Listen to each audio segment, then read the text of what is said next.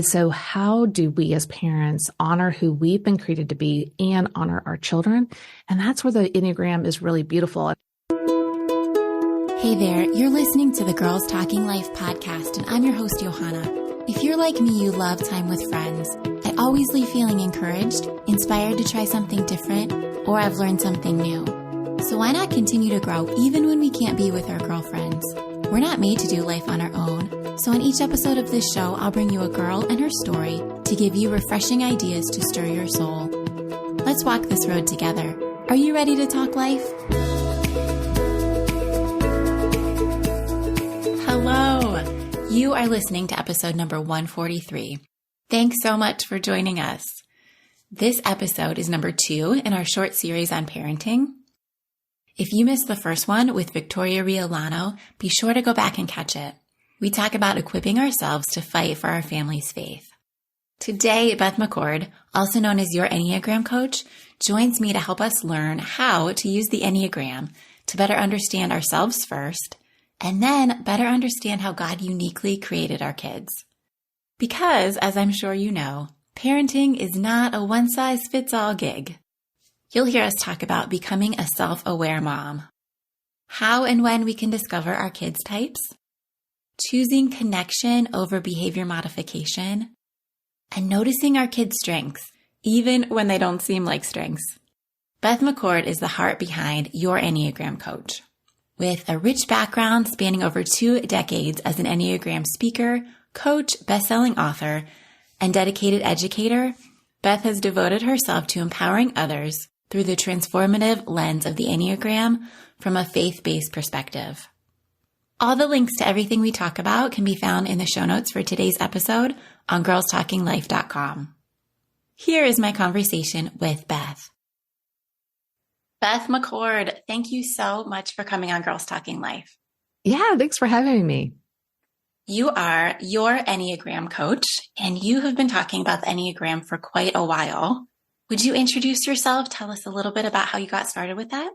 Yeah, absolutely. So like you said, I'm Beth McCord. I live just outside of Nashville, Tennessee with my husband, Jeff, of 29 years. We have 2 adult kids. Nate is 26. My daughter, Libby, is 24, and she has our first grandbaby who is 5 months old. Wow. So we're in that season of life that we're really enjoying. And yeah, I started learning about the Enneagram actually when my kiddos were 1 and 3 years old. So back in 2001, Jeff and I got married when we were 20 and had both our kids by the age of 25. And, we were just in that kind of like turbulent time of trying to figure out ourselves and one another and how to do this whole marriage life thing. And the difficult part was I didn't know myself very much because I was just going along to get along with people. So it's like, well, I don't know what I want. And so that's when someone introduced us to the Enneagram, and I found my type right away, which was the type 9, the peaceful accommodator. And then everything started to make so much more sense. It was kind of like, is someone reading my internal diary? Like, what's happening here? But it also gave us new language to work through things in much deeper and quicker ways, because it was kind of like a cheat sheet. Like, yeah, this is exactly what I'm feeling inside. I didn't know how to say it. And so it really helped us along the way. And then, Jeff was in seminary at the time, and there wasn't a lot of Christian Enneagram stuff out there. And so we really spent the next 10, 12 years just looking at the Enneagram through the eyes of biblical truth and shaping it. And I always wanted to tell people about it, and we would tell a few people in our church, but I didn't know what else, to do with it until God kind of woke me up in late 2015. And I started Your Enneagram Coach in 2016. And it's just been such a pleasure to share with others how God created them to be them and not someone else. And that there is no shame in who we are. What God is wanting to do is to help us to be the healthiest version of who He created us to be, which is looking more and more like Christ. So that's how I got started. I love that. I am also an Enneagram 9. Hey.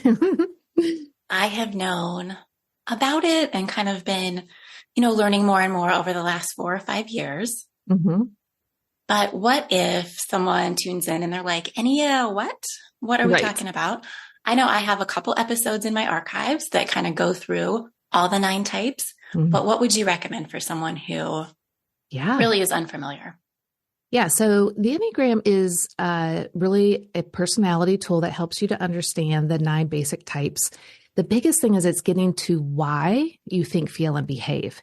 And this can be so helpful in understanding if we're healthy, average, or unhealthy in our personality type, the way God created us to be, not someone else, but us. And so another place that they can go, I mean, we have our website, yourenneagramcoach.com, but also on YouTube, I did a series called Ennea Basics.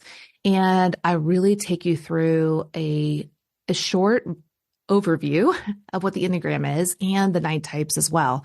So that would be a great place for them to just kind of jump in, but also hear it from a faith-based perspective. I think that would be really helpful. And then of course we have like so many other things on there. Our podcast is on there as well. So I think that would be a really great place for people to look. The biggest thing when they're looking for their main type is the core motivations, because your core motivations, again, reflect why you think, feel, and behave. And that's everything, because you and we have the same core motivations, but my friend who's a type 6, let's say you and I like a perfectly clean home, but she likes perfectly clean home. We're going to want it for different reasons. And so we might do the same behaviors, but for different reasons. And so that's why it's so important to get down to those core motivations. I do want a clean home, perfectly clean home, by the way. And the reason for you and me, you could tell me if I'm wrong. I don't have the dishes tapping me on the shoulder saying, hey, you got stuff to do. I just want to chill and relax, and just be, right? That's exactly right. But the type 8, the passionate protector, they're like, well, I'm not going to have the home control me. I'm going to control the home. I don't think of it that way, like ever, And so the reason we do things is different. And so think about how, like each of us having sunglasses with a different colored lens on. We think everyone's seeing the world through the same lens. And so we get annoyed when other people are different than us, think different, act different. But if we would take off our lens, like you and I have purple lenses on because we're both 9s. And let's say we're friends with someone who's a type 7. Well, they've got red lenses on. So it's like, okay, well, let's take off our lens. Oh, wow. Yeah, you totally see the world differently than me. It helps us to have that compassion, understanding, and empathy to move towards others with love versus at them. So as moms, we want to do a fantastic job raising our kids. Like that is so important. Yeah. But before they even come along or before we even apply what we're learning to them, it starts with us. Yes, absolutely. And you've already talked a little bit about it, but what are some ways, or why do we want to be self-aware, and how do we understand our development story? Yeah, that's so important. So in my book, Enneagram for Moms, I get right at this at the very beginning. Because a lot of times, at least how I was when I first started learning the Enneagram, I'm like, okay, where's the book about Nathan and Libby, my kids? Like, where's the instruction manual? Like, just give it to me and I'm like set for life, right? But God just doesn't do it that way. In fact, our kids are a mystery with their personalities until about their teenage years. Now, I believe that we're born with our personality, but they have to know why they do what they do. And they're not going to really understand that until at least their teenage years, because they're absorbing so many other people around them and trying to figure out life. So if we can't know their type, we can first start to know ourselves, and then everything starts with us, because when we understand ourselves and learn how to self-regulate, how to bring ourselves to our kids in a way that is not reactive, but it's proactive, that we can come alongside our kids even when they're in the throes of life and they're maybe coming at us, instead of it hitting our fears and desires in a way that dysregulates us, where we can be solid and grounded in who we are and our faith, then we can see them for the pain and the suffering and the confusion that they're living. Of course, we remember, like, whoever wants to go back to middle school, right? Not me. No, thank you. And so they're really living through a lot. So if we can learn how to understand our developmental story and walk through that process, then we can come alongside our kids with much more grace and empathy and strength and resilience to listen, to attune to them, and not to tell them what to do, but to literally attune to their heart and empathize with them. That is so important, because when we're able to do that, they're going to be much more willing to actually listen to us, maybe from time to time, maybe not all the time, but they'll feel safe, heard, and loved. But it really starts with us attuning and loving ourselves. And now some people, I think, in the Christian world are like, wait, love myself. Wait, I'm supposed to deny myself. And it's like, yes, but remember that the second commandment is to love others as yourself. And I know for me, especially being a type 9, I have got myself. I'm just going to go along to get along. I'm going to focus on everyone else. And that's come at a cost to myself and even to my family, knowingly or unknowingly. So I've had to take the time to get to know me. What are my core motivations? How am I trying to live and parent life through that? And honestly, how am I trying to make a small version of myself, in my kids? Both my kids are not type 9s, but I wanted to make little type 9s, right? Like, who doesn't want peaceful, accommodating, empathetic children, right? Right. Well, then there are other types out there going, me? Like type 8s are like, I want a warrior. I want someone who says no. I want someone who sticks up for themselves. And I'm like, really? That's the thing, because I just see it so differently. And so what does it look like to understand my desires for my kids that are good and right, but that I can impart them to my kids versus force them into being little versions of myself by not honoring how God created them to be. And that is all about us understanding ourselves. And it's a hard process, but it's a really good and healthy one as well. You mentioned that we can't know what their type is until they're maybe teenagers. So I have a 13-year-old and a 17-year-old. Mm-hmm. So we are in that zone. How do we go about discovering their type? Yeah. So there are online tests, and different ones have different validity to them.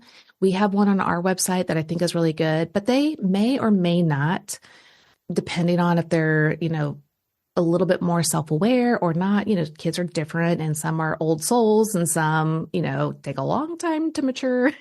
So it really depends on the kid, but you can kind of start there. Another thing is in my book, Enneagram for Moms. In the back of the book, there is a section on understanding your children.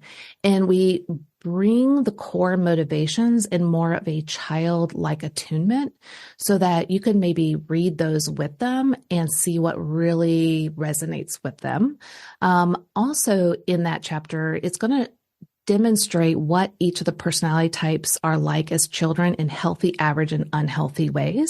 And so that can, again, that's just the outward behaviors, but it will give you some illumination to, oh yeah, I can kind of see my child acts like this when they're doing really well. And oh yeah, they definitely slip into that from time to time. But I think that would be a great place to just have conversation with your kids and see if they're interested and diving more into it. But again, it's all about finding their core motivations, why they think, feel, and behave. So we always have a core fear. There's 4 core motivations. You have a core fear, which you're running away from, a core desire, which you're trying to obtain, a core weakness. This is your Achilles heel, the thorn in your side, what keeps tripping you up. And you have a core longing. This is the message your heart longs to hear. Now, so you want your kids to find the type that has that. Now, we use all 9 types to varying degrees. And that's why, your kid or you might go, yeah, but I have some of this and I feel some of that. And that's okay. But at the end of the day, which one really is the core reason of why you do what you do? And so that could be really helpful. And then you can also, like I said, go to my YouTube channel and watch the Ennea Basics with them. I make everything really simple and easy to understand. And I really feel like they would be, especially this generation that's young, they're very attuned to authenticity and knowing themselves. And so that would be a really great place just to go to those Ennea Basics. Okay. Before we hit record, you said that you've been using it even more now that your kids are in their early 20s. Yeah. I think that sounds amazing to work with my teens and discover their type. But what if you have smaller kids and they aren't able to go through this and tell you what Right. motivates them. How Yeah. can you use the Enneagram with your youngers? Yeah. And like I said, I believe that we're born with our type. And so I just want parents to get a picture of what this might look like. Because parents really want to find their kid's type. And I totally get it. I was in the same boat. But think of your kid as being like you've gone into Sherwin-Williams and you have a can of paint, white paint, right? And when you want a color, you give them the base paint and you say, I want lavender, whatever color you want. And then they take it, they open it, they put it under that little machine, and then multiple colors drip down into that paint because eventually it will mix to being that perfect color that you asked for. But when they're dripping that color into that paint can, it just goes down to the bottom and settles. And so if you were just to look at that, you would be like, it's still a can of white paint. So when our children are born, we're given this can and we open it, we're like, oh, cool. It's white paint. I get to make it whatever I want. And so for me, I'm like, I want peaceful accommodators. And so I went about shaping them in that way. Now, again, it's good that we shape our kids to a point of because he created us to be our type, but we also want to study and learn who they are. But like you said, we can't find their type until they're older and tell us. So life and circumstances are going to start to mix their can of paint. But all of a sudden, you're going to see a little bit of orange and silver and maybe even green. It's like, wait, who are you? Like, what's going on here? And so a lot of times as they're developing, parents are like, oh, I know they're a type 2, or, oh, I know they're a type 4. And then a season will change and like, well, maybe they're at 8, or 7. And so they get really confused. And that's why I really highly recommend that they hold it loosely. But when they're little, they still do have their personality type. So we want to be curious, ask good, great questions like, oh, I saw that you were doing this, why were you doing that? And see if they can't describe some of those things. But no matter what, we can approach the relationship from our vantage point, meaning for me as a peaceful accommodator, I really struggle with lots of chaos and noise because it doesn't feel peaceful and serene.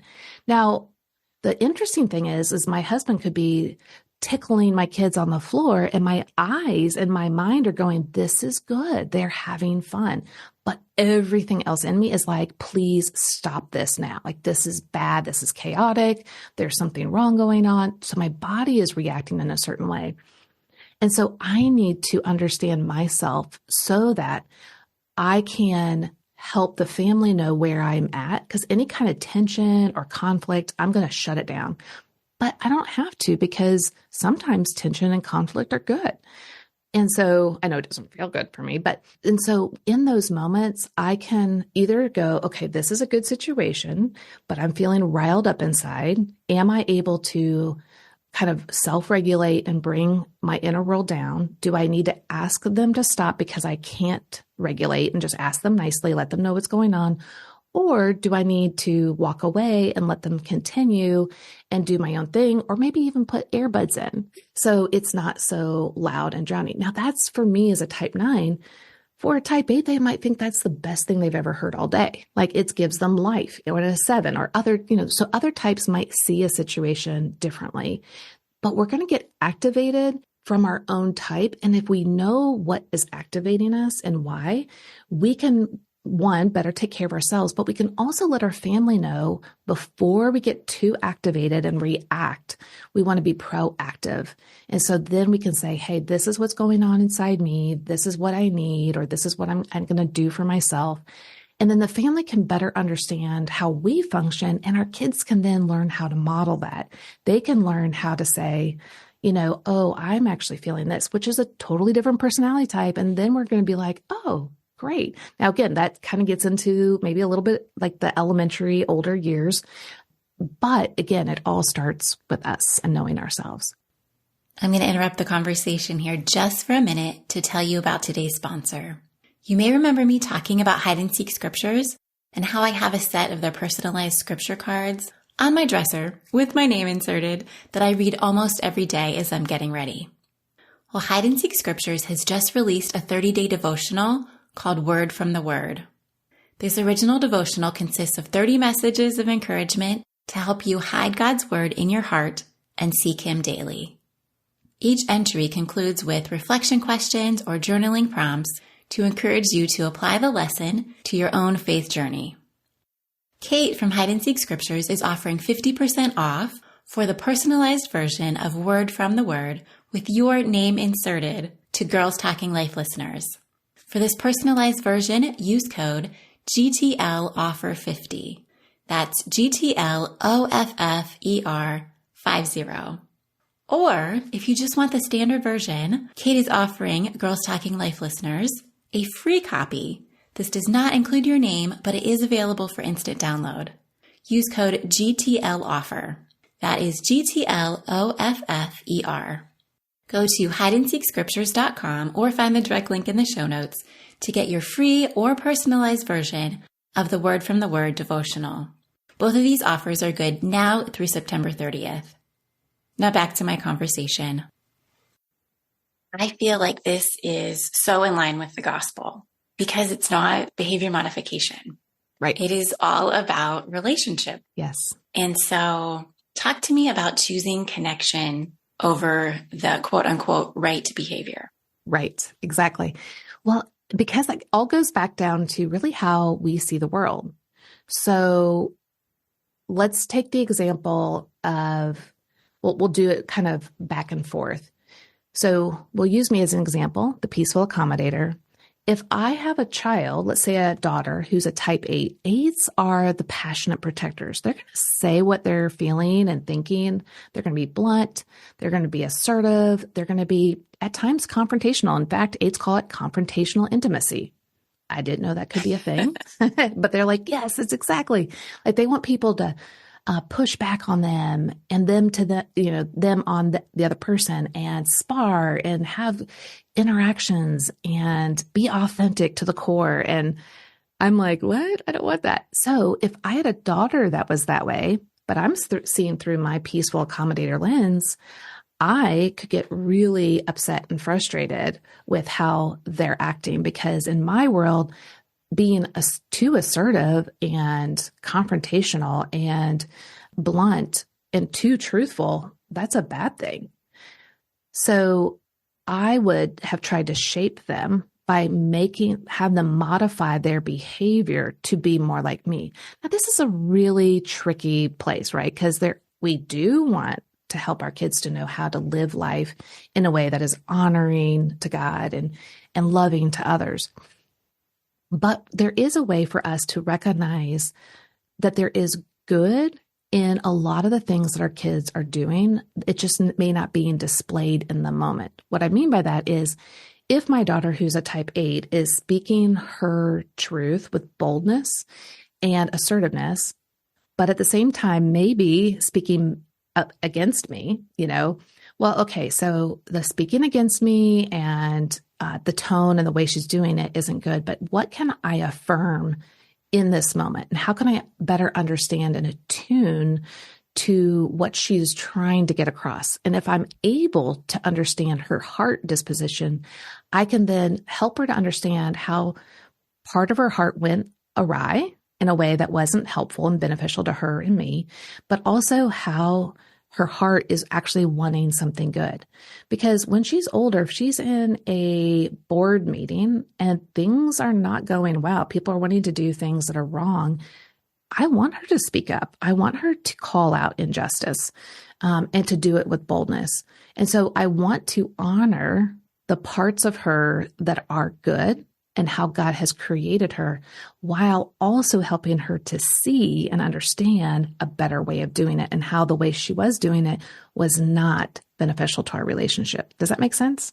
It does, yeah. And funny that you should use that example because I'm pretty sure my oldest daughter is an 8. I don't know for sure.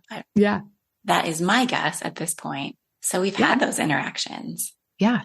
And it's really hard because we see the world through our lens. It's absolutely hard. And this is where God asks us to surrender and depend on Him, because God made you to be a type 9 for your daughter. Like, He didn't make a mistake. He wasn't like, oh, wait, I should have picked something else. Like, He wanted you to bestow onto your daughter some really key aspects of the type 9, which are going to be beautiful. And he wanted her to be a type 8 too.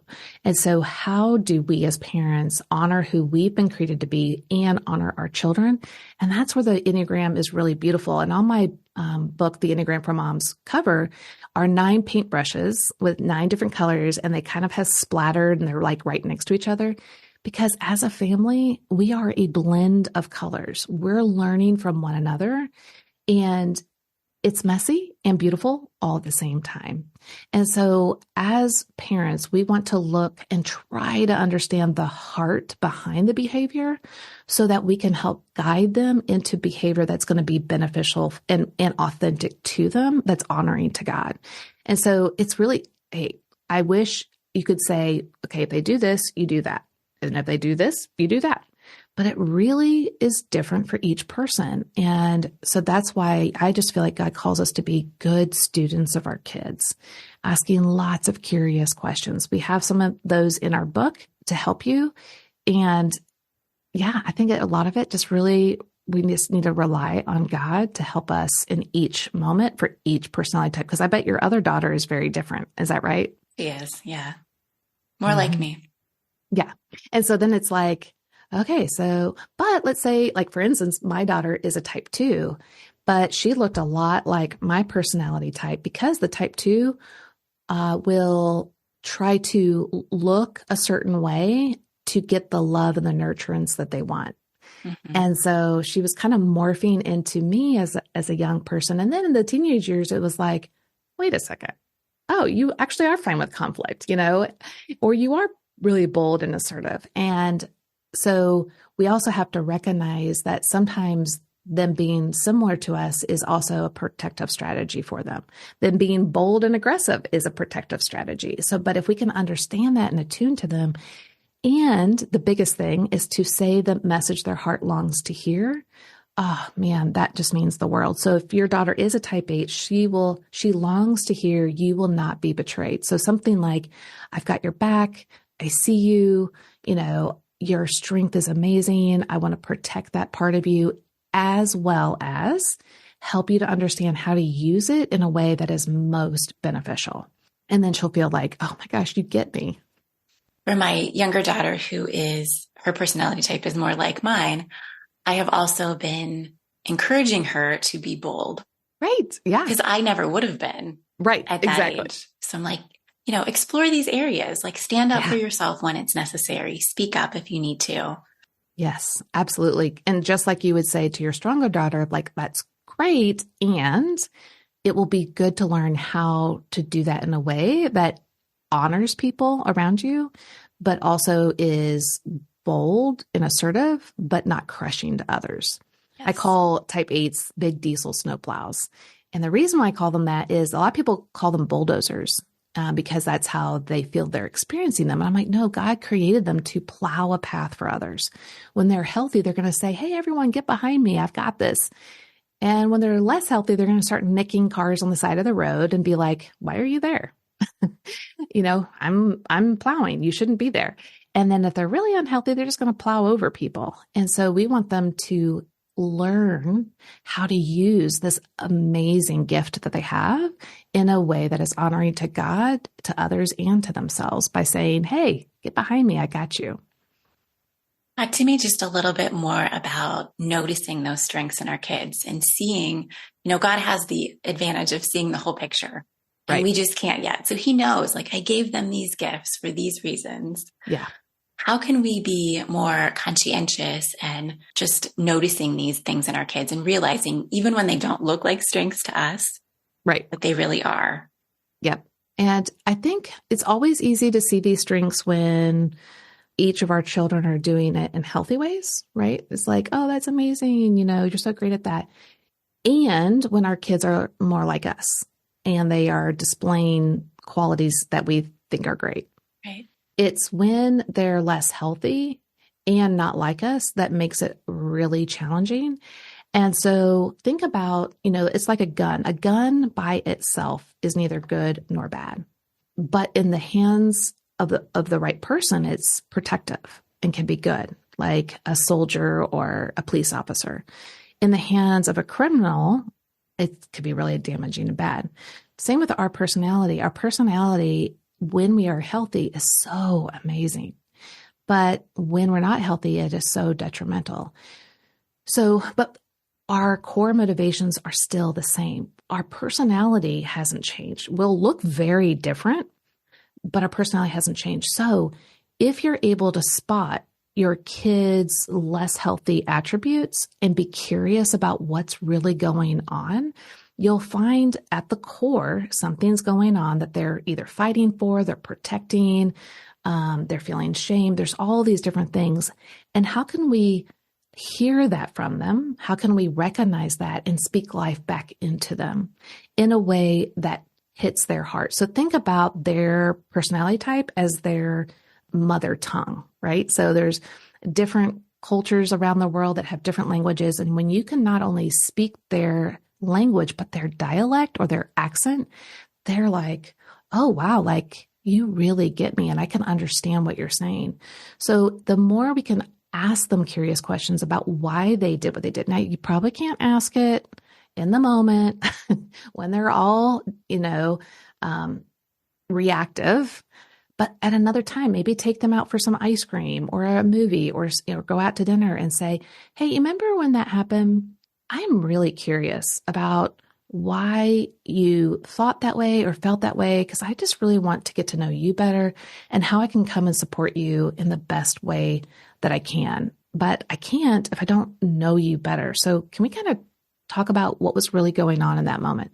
Now, hey, we don't always know how our teenagers are going to respond in that moment, but if we take baby steps and really show that we're wanting to attune and understand them, over time, they're going to open up, especially if we've opened up and are vulnerable to them. Now, that can be a really scary place, but the more we're vulnerable and showing how we're dealing with our own life in age-appropriate ways, you don't have to tell them all the things, but just like, hey, I'm feeling this way. I just wanted you to know that's why, I was getting kind of riled up and I'm really sorry. And we're doing good repair work. Then our kids are like, okay, mom is safer because she's willing to admit where she's wrong and repair, and that she is weak, just like every human being, and she needs to grow. And then they will have the ability. But it's almost when we catch them in their weak spots and understand why, that we can turn those around into affirmations, especially when we see them coming out in a healthy way. I apologized to my daughter last night. Oh, you did? Yeah. I did. Okay, Beth, I want to switch gears just a little bit and ask a question that I ask all my guests, which is, what are your favorite 5? What are 5 things that you are loving, that you are drinking or wearing or doing right now that are just your favorite things? Top of the list is hanging out with my grandson, for sure. And I would say next, I'm doing a lot of just personal reading on understanding myself better, which of course people might be thinking, you've been doing the Enneagram for 20 years. Guess what? We're always on a journey of understanding ourselves. So doing more deeper healing for myself and my own journey. So that would be 2. Let's see, we're watching lots of like fun sports, and actually I can't wait for the Olympics to start. So that's like, I'm gearing up for that. And then let me think here. I'm just really enjoying our family right now. So my daughter's married, my son has a girlfriend, and our son-in-law and this girlfriend are just wonderful people. And just getting to know them has just been like a real joy. And 5, oh, I know. I've been making tortilla soup and I'm really enjoying that. So I make this huge pot. Nobody else in the family is eating it, but every day for lunch, and so it's nice. It's like, okay, well, I'll make it for myself, and just kind of taking good care of myself and what I want, which of course, some personality types are like, well, why is that so hard? It's like, if you understood the 9, you would know that not making other people happy and just kind of making yourself happy is kind of a challenge. It's a pretty big deal. It's not kind of, it is a challenge. So I'm just proud of myself for just taking the time to make something that I really enjoy and love. And yeah, just going for it. And like, hey, if anyone wants to eat it, great. If not, I'll enjoy it. So those are probably the 5 things I'm enjoying right now. Those are amazing. Is your family near you? Yes. So my daughter lives 20 minutes away. And our son is currently living with us because he was trying to save enough money for a down payment, but Nashville is crazy expensive. So that probably won't fully happen for maybe a couple more years. So he'll probably move out, get an apartment and still save. But yeah, it's just a little crazy down here. So he is very close by right now. Close. We're trying to brainwash everyone into, being where we are. Yeah, exactly. I totally understand. Beth, what is your final word of encouragement for moms who want to do this mothering job well and also are open to using this tool? I think there's two things that I highly, highly recommend, and it has nothing to do with the Enneagram. I mean, the Enneagram will inform you, but definitely the first commandment is to love the Lord your God with all your heart, mind, soul, and strength. But that doesn't look like a formula. It is truly a relationship. I just pray that the moms out there discover the deep well of love and passion that he has for each of them, right where they're at in their brokenness, in their own self-hate. They are feeling not good enough, all of it, that he sees all of it and more than what we see. And he loves, and he runs to us like the prodigal son. If we're willing to just be there, I'm here, I need you. He will pick us up and carry us and love us. So that's the first thing. And then the second thing is that second commandment is to love others as you love yourself. And the focus there that I would say to moms, which is what I'm trying to do for myself, is how do we love ourselves? What does that mean? Truly, not a arrogant, selfish self-love. We're just talking about genuine self-care and watching how Christ took care of himself as a human being, though also being fully God. How did he take care of his human body and his emotions and his interaction with others? Because if he wanted, he's God. He could have been with people 24/7, 365, doing all the things, healing all the people, feeding every single person on the planet. He could have done it, but he didn't. He was fully human. And so he knew what that meant to be more self-selective and how to take care of himself. And so I feel like he is a great model of what it means to say no to things, which is saying yes to ourselves, and then saying yes to the things that we feel God is really calling us to do. And I'm really speaking from my own experience, but I know that a lot of moms really struggle to focus on themselves, and we get so burnt out and we're trying to give to others what we have nothing inside. And so how can each mom restore herself, rejuvenate herself in the way that's best for her, and then pour out to her family? That would be, and again, your Enneagram type will inform you a lot about that, but really it just comes down to fully having that sweet relationship with Christ and honoring yourself. Really well said. Thank you. Yeah. Beth, I think that everything that you do is done with excellence. Thanks. And I'm really glad that you took this tool that you've been working with for all these years and put it into a book for moms that is going to help us. It's not this is how I did it, so this is how you should do it. It is this is how you should do it because you are you, and this is how God created you and how he created your kids. And I just so appreciate that you are giving your excellence in this way to moms. Thank you so much. Yeah, it's an honor. And thanks for having me here.